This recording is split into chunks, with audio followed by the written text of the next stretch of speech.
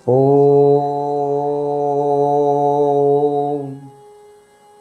श्री साईनाथाय नमः। ओम साई राम।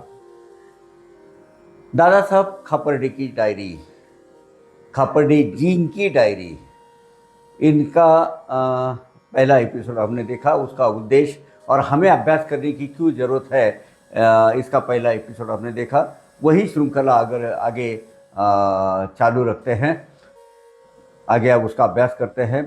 इस डायरी का महत्व इसीलिए है कि खापर्डे जी की डायरी के लेखन में ईमानदारी की स्पष्ट झलक नजर आती है।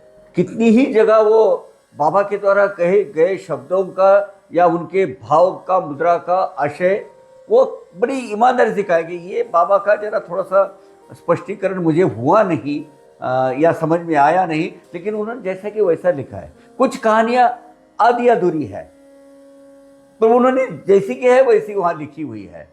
हो सकता है उसमें कुछ कड़ियां हाथ में आगे नजर आए। उनके शब्दों में बाबा के प्रति जो श्रद्धा और आस्था का भाव है, उसमें बहुत सरलता और स्पष्टता दिखती है। उसमें कोई आडंबर बनाया मतलब दिखता नहीं है कहीं भी। पहले ही ये जो काका साहब दीक्षित, दादा साहब खापर्डे, ये जो लोग हैं, ये बाबा के सामने कुछ नुलकर जी बाबा के सामने शांत रहते थे, नीचे एक शब्द भी नहीं बोलते थे। बड़े मतलब आला दर्जे के लोग थे ये। बाबा के दरबार का इतिहास किस हिसाब से शिरडी डायरी के माध्यम से और उनमें आए हुए छोटे छोटे प्रसंग से माध्यम से जैसे जैसे उजागर होता है, और कैसी सहायता अभ्यासकों को मिलती है। साई बाबा के दरबार के इतिहास का अभ्यास करने के लिए कैसी होती है, कैसा उसका मार्गदर्शन, आध्यात्मिक मार्गदर्शन कैसा होता है, वो देखिए। पहला, श्री साईनाथ की दिनचर्या के विषय में बात हो सकती है। मतलब बात स्पष्ट हो जाती है कि बाबा का दिनक्रम क्या था। दूसरा, उनके द्वारा साधकों के आध्यात्मिक मार्गदर्शन के विषय में जो भी बाबा एक छोटे छोटे वाक्यों में जो बोलते थे, उसका अनुमान या अन्वयार्थ, सही अर्थ लगाने के लिए लोग जुट जाते थे, या लोग एक दूसरे से वार्तालाप करते थे कि इसका कहने का मतलब क्या हुआ। जहाँ तक के साईं बाबा के दिनचर्या का प्रश्न है, उसमें बहुत कुछ अति सामान्य लगता है। बाबा का सैर पर निकलना, चिलम पीना, धुनी के पास बैठना, दक्षिणा लेना, एकत्रित भोजन करके सबको बांटना, दोपहर का खाना, लोगों को मिलना, मस्जिद साफ करना, उठना बैठना वगैरह वगैरह, जो भी जितना भी आता है। अगर कहीं कुछ असामान्य है तो वो भी है इसमें। पारलौकिक आभास जो उनके व्यवहार में झलकता था, वो भी इसमें है। मतलब उनके मतलब साईनाथ महाराज के कभी वो बहुत प्रसन्न और विनोदी भाव में दिखलाई देते थे, तो कभी अत्यंत गंभीरता से कुछ सोचते थे। ये सोचते हुए मस्जिद के आंगन में कभी गालियाँ गलौज की बौछार भी करते हुए, क्यों, वो जो कुबुद्धि होती है या कुविचार होते हैं या कुछ बाधक ऐसी घटनाएं होती है, उस वक्त बाबा का ये अवतार अक्सर देखने को मिलता था। कभी कभी तो बहुत कृपा आशीष से अगदी स्नेहा सिक्त होकर अपने वचन बरसाते थे, तो कभी गालियाँ की बौछार करते थे और अपना सटका भी दे मारते थे। तो कभी अत्यंत कोमल भाव से सबका नैवेद्य ग्रहण करते थे, तो नहीं तो कभी नैवेद्य की थालियाँ उठाकर फेंक देते थे। कभी चावड़ी से गाते थे, नाचते गाते जाते चावड़ी से, और कभी कभी बिना शब्द कहे निकल जाते थे। मतलब कोई ऐसा एक पर्टिकुलर पैटर्न नहीं था बाबा के स्वभाव विशेष का। किसी को अत्यंत प्रेम और उमंग से स्वीकार करते हैं, तो किसी को मस्जिद में पैर भी रखने नहीं देते थे। किसी को शिरडी से लौटने की सहर्ष अनुमति देते थे, तो किसी के स्पष्ट शब्द में इनकार कर देते थे, रोक देते थे, नहीं आज नहीं जाना है। बहुत सारे लोगों के साथ ऐसा हुआ है। इन सब के पीछे कुछ राज छुपे होते हैं। उस जो सामने वाला जो आत्मा है, वो आत्मा के उद्धार के लिए या उसकी भलाई के लिए वो एक गुप्त रूप से बाबा की सुनियोजित लेकिन एक परियोजना होती थी। ये परम पुरुष अवतारिक रूप जगन नारायण श्री साईनाथ भगवान, जिनकी चेतना में 7 लोग 14 भवन समस्त ब्रह्मांड समाहित थे, लेकिन उनमें चमत्कारिता का कोई भी प्रदर्शन नहीं था। टाइम टाइम पर लोगों को पता चलता था। नाना श्यामा देशपांडे को तो तीनों लोग का भी दर्शन बाबा ने करवाया है। विष्णु लोक, ब्रह्मा लोक और कैलाश, इन तीनों के दर्शन कराया है बाबा ने। उनकी मतलब दिनचर्या, गतिविधियां, भाव और मुद्राएं अनोखी थी लेकिन सादगीपूर्ण थी। शिरडी डायरी के पन्नों में श्री खापर्डे द्वारा कुछ दिनों और कुछ दिन के कुछ घंटों का विवरण मिलता है। इसलिए बहुत कुछ ऐसा है जो इसमें दर्ज तारीखों में उनके देखने सुनने से छूटा है। इस बात का सबसे बड़ा उदाहरण है शिरडी डायरी में एक भी प्रविष्टि में श्री साईं बाबा की भिक्षावृत्ति के बारे में उल्लेख नहीं है। क्योंकि जब वो दादा साहब उनके सानिध्य में मस्जिद भाई में रहते थे, तब जो बात होती थी या जाते आते जो देखे थे उनका ही वर्णन है। ये भिक्षावृत्ति के बारे में जो बाबा का समाधि के पहले 2 दिन तक, हालांकि मेरा अनुमान ऐसा है 12 अक्टूबर तक उन्होंने अपना, क्योंकि लास्ट 2 दिन में बाबा कहीं गए नहीं हैं, उनके तरफ से भिक्षा फेरी की जाती थी। 12 अक्टूबर का लास्ट में उन्होंने उनका जो दिन कार्यक्रम भिक्षावृत्ति का वो चलता रहा। कई प्रविष्टि में खापर्डे जी कहते हैं कि उन्होंने बाबा के बाहर जाते हुए दर्शन किए हैं, लेकिन कहीं भी भिक्षा का जिक्र नहीं है। तो जिक्र नहीं है इसका मतलब वो होता रहता, ऐसा नहीं। जो वर्णन शिरडी डायरी में आया है, जो उन्होंने प्रत्यक्ष जो अनुभूति ली है उसका है। श्री खापर्डे जी या तो आरती में उपस्थित होते थे या मस्जिद में बैठक में बाबा का सानिध्य प्राप्त करते थे या सुबह शाम रेड्डी की ओर जाते हुए उनके दर्शन करते थे। दूसरी अहम बात, जहाँ तक श्री साईं बाबा के द्वारा साधकों का आध्यात्मिक मार्गदर्शन का जो विषय है, वो शिरडी डायरी में एकदम संकलित सूत्रों के आधार पर कहा जा सकता है कि बाबा साधकों को बाड़े में ठहराकर उनका प्रत्यक्ष रूप से आध्यात्मिक मार्गदर्शन कैसे करते थे, उसका वर्णन। श्री खापर्डे जी ने कितने ही ऐसे प्रसंग लिखे हैं जो कि वाड़े में प्रातः, दोपहर और रात्रि को, या हरि सीताराम दीक्षित यानी काका साहब दीक्षित, बापू साहब दो, उपासनी महाराज, कृष्ण जागेश्वर भीष्म, कौदलगी मावशी आदि के, और उनका जो होली स्क्रिप्ट जो है धर्म ग्रंथ, पवित्र धर्म ग्रंथ का वाचन, पारायण और उस पर परिचर्चा, इसमें दादा साहब खापर्डे हमेशा व्यस्त रहते थे, क्योंकि वो एक विद्वान आदमी थे और ज्ञान ग्रहण करने की उनकी हमेशा कोशिश रहती थी।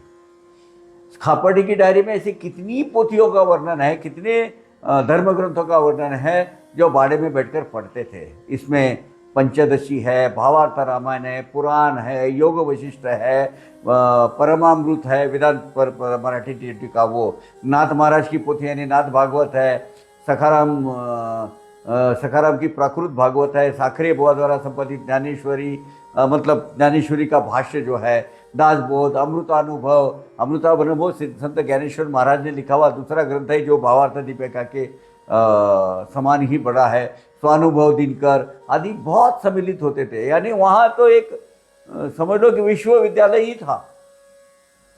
शिरडी में आध्यात्मिक विश्वविद्यालय का एक मतलब परिपूर्ण ऐसा पीठ, अभ्यास पीठ, ज्ञानपीठ वहाँ था।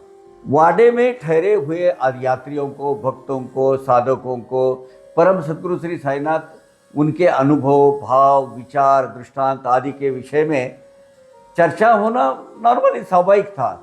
सत्संग के इन क्षणों में आध्यात्मिक विकास के लिए उनमें स्फूर्ति और प्रेरणा का संचार होता था, और ये बाबा खुद वो घटित करते थे, वो लाते थे, उसकी रचना करते थे। स्वचिंतन खापर्डी जी के डायरी में स्वचिंतन यानी खुद का जो अपना सेल्फ रियलाइजेशन बोलो या खुद के बारे में जो चिंतन करना है, खापर्डी के डायरी में पन्नों में डायरी जी के पन्नों में आपको बाबा का स्पष्ट निर्देश देखने को मिलता है। बाड़े में जाओ और चुपचाप बैठो, वहाँ जो चल रहा है वो सुनो। बाड़े में ठहरे हुए साधकों को स्वचिंतन के लिए एकांतवास मिलता था।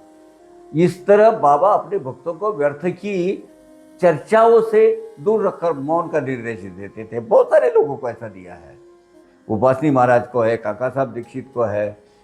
भक्तों की दिनचर्या में नियमित रूप से भजन संकीर्तन हमेशा सम्मिलित रहता था और ये हो इसका योजना बाबा करते थे।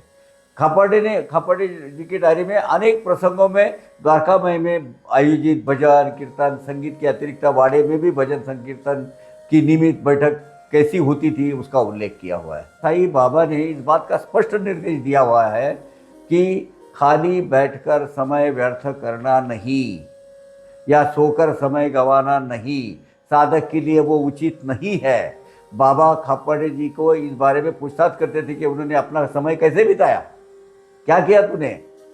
यहाँ तक कि एक बार श्री खापर्डी जी ने बाबा को बतलाया कि उन्हें खाली समय में बैठकर कुछ पत्र लिखे हैं। तो साईं ने तुरंत कहा, खाली बैठने से तो हाथ चलाते रहना अच्छा है। अकर्मण्यता का बाबा ने इस तरह स्पष्ट रूप से खंडन किया है। श्री खापर्डी जी की शिरडी डायरी में कई रोचक ऐसे तथ्य है, सच्चाइयाँ है। बाबा के द्वारा सुनाए गए लगभग 25-30 किस्से ऐसे हैं और कहानियाँ हैं। शिरडी में श्री साईं बाबा के पास आने वाले कई लोगों की पहचान है उसमें, कई लोगों की। आज इनका आना हुआ, बाबा ने उनके साथ ऐसी ट्रीटमेंट दी, ऐसे ऐसे उनके वार्तालाप हुआ, क्या क्या हुआ। इवन हाजी मोहम्मद दरवेश सिद्दीक फाड़के, इनके बारे में बहुत अच्छी जानकारी दादा साहब खापर्डी जी के डायरी पे मिलती है। उस समय के जो राजनीतिक तरीके से जो बड़े लोग थे उसमें जैसे बाल गंगाधर तिलक, लोकमान्य तिलक साहब, उनके तो ये दादा साहब खापर्डे वकील थे। उनको जो मंडाले में रखा गया था, इसमें 6 साल के लिए जो सज़ा हुई थी, वो सज़ा कैंसिल करने के लिए खापर्डी जी वहाँ तक गए थे। लंदन के रानी के साथ मुलाकात करने के लिए वहाँ तक पहुँचे थे। ये सब राजनीतिक और सामाजिक परिवेश के कई महत्वपूर्ण सूत्र खापर्डी जी की डायरी में मिलते हैं। मस्जिद में जो बैठकें होती थी, उनका आंखों देखा हाल वहाँ देखने को मिलता है।